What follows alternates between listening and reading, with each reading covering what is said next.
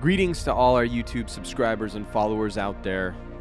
Mirai has only scratched the surface of what's possible using bonsai as a lens. Click on the Give Lively campaign in the description below to see how you can contribute to making Mirai in the Wild projects happen. We appreciate your help. I have anxiety when we do streams still, so for a project of this scale, and there is a pressure that I feel that is new to me. It's new to me right now. My dad grew up as the son of a ranch hand out in the middle of the grazing grounds of the Rocky Mountains. And so his childhood up to when he was 15 was spent in the mountains, and consequently he knew the mountains like the back of his hand. And so being in the mountains for him was just a way of life, and he kind of passed that on to me early on in my life. Nature for me was laying in the back of my dad's military-issue Jeep, driving on the flat tops at sunrise, headed to go fishing. Ponderosa pine branches hanging over the road. It's cold. I'm bundled up in sleeping bags, and then, you know, suddenly we're fishing at daybreak. Now looking back, getting into bonsai was all about seeking that feeling of being in the back of the Jeep, right? Like, and that still is the feeling when I engage with bonsai that I get, where it's like, I'm sort of part of a bigger thing that's happening here.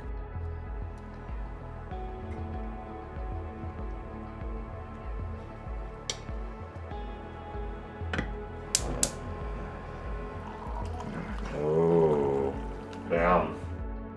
Distant views, open sky. It feels a lot like Western Colorado where I grew up. Just like big, beautiful open ranch land and a robust amount of natural water. It feels identical to home. It's very, I didn't realize it was like this here.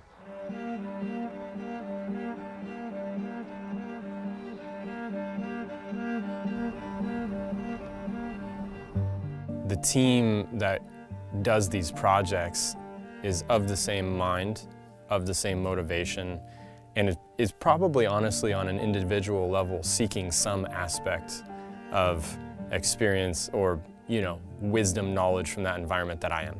And that's what makes it work for us to go do these projects, is that you have a group of individuals motivated by their own personal passion and objective, but unified by this cohesive concept to represent and document and communicate through our respective mediums what this project is all about.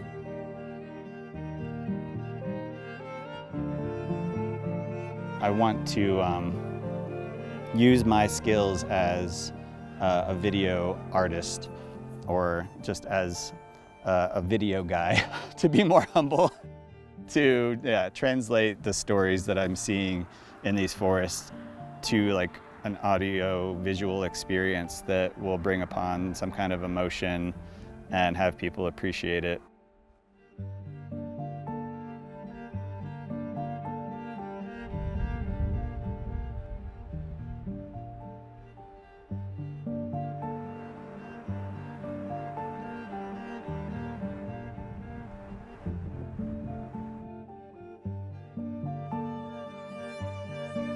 It's been a long time since I've gone and filmed in nature, and I forgot how much you have to really take care of yourself during it, because it's so easy to just get lost in the filming and lost in the beauty, and everywhere that you turn there's something really magical to capture, and you get ambitious and you start climbing over things and getting really far into it, and then you're like, oh, I haven't drank enough water. Oh, where are we? What time is it? Like, you just lose track of all of that, and it all seems to just go up into the air.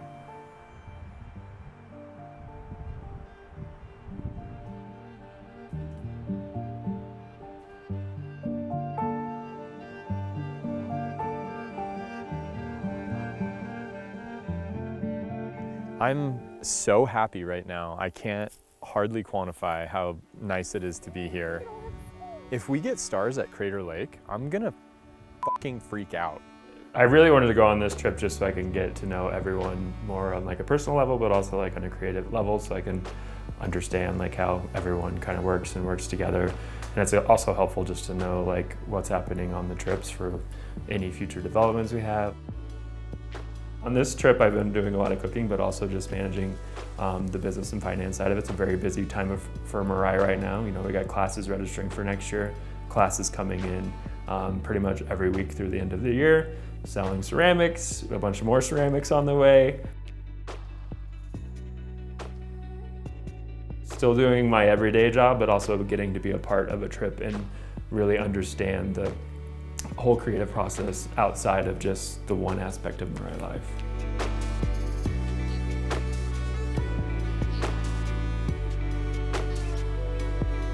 I've really enjoyed actually all of the environments that are surrounding the lake, possibly more than the sweeping, beautiful lake landscapes, because just coming up to the lake, there's probably 7 or 8 varieties of like pine forests, whether they were recently burned down or they're really lush and thick and full of trees and you can hardly see anything.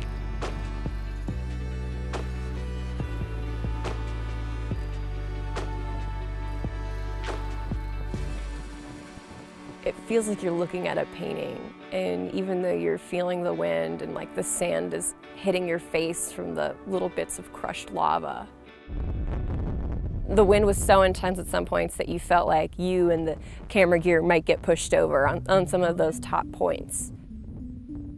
A little windy. We're at is this cloud top point, something like that, in the middle of the cloud. And we're going to go take a look at the illustration that they have here. And look at the beautiful view. We got windy existence. From the highest point on Rimford, you see the entire lake. And if you take a look, there's a beautiful lake out there. Really cool.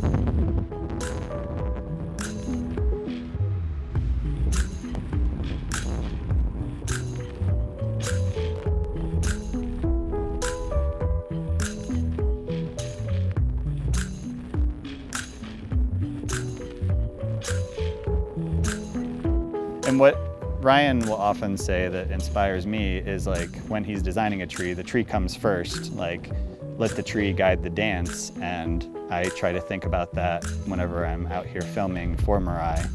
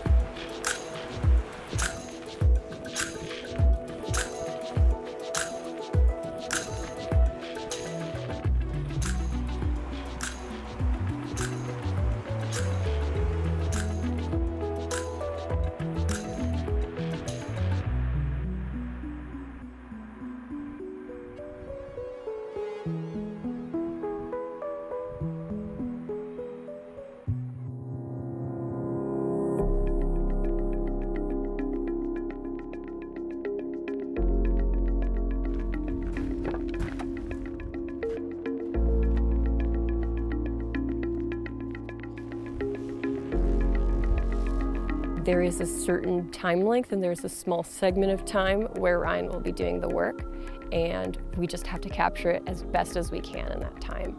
And I know that Josh has already done it, so I'm really going to be looking at him for guidance on that, but it'll be my first time doing it, and that is so thrilling and terrifying at the same time. So I just want to make sure that I have lots of practice and I've got all my settings right.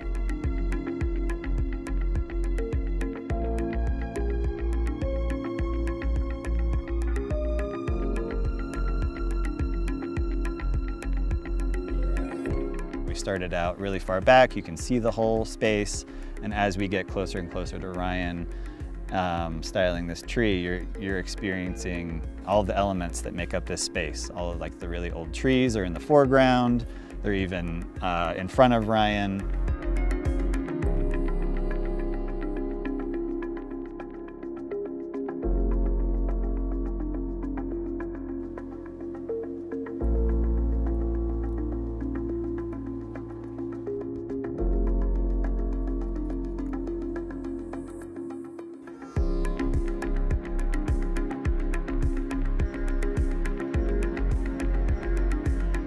am scared of heights, but I do enjoy the thrill. But to just sit there in the silence and to see you guys kind of standing there like silhouettes against the sunset and echoey voices from far away, it was a surreal experience.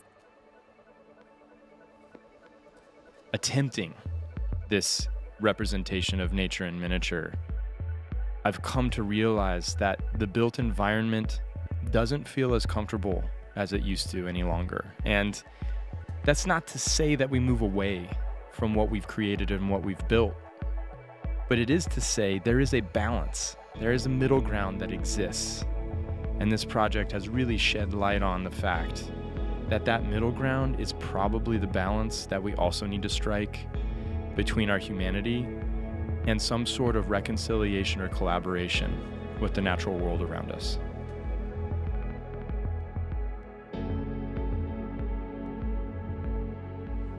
The future of Mirai in the Wild is something that I think will continue to evolve and grow as we continue to embed ourselves further and further, deeper and deeper, and learn more and more about how we can contribute to a solution and to positive change.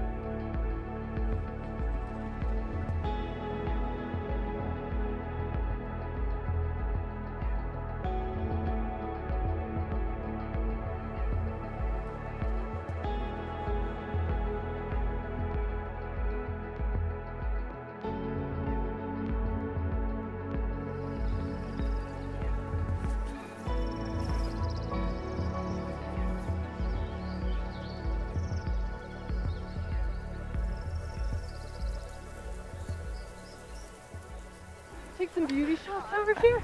Don't mind me, it's a great view. I found something beautiful.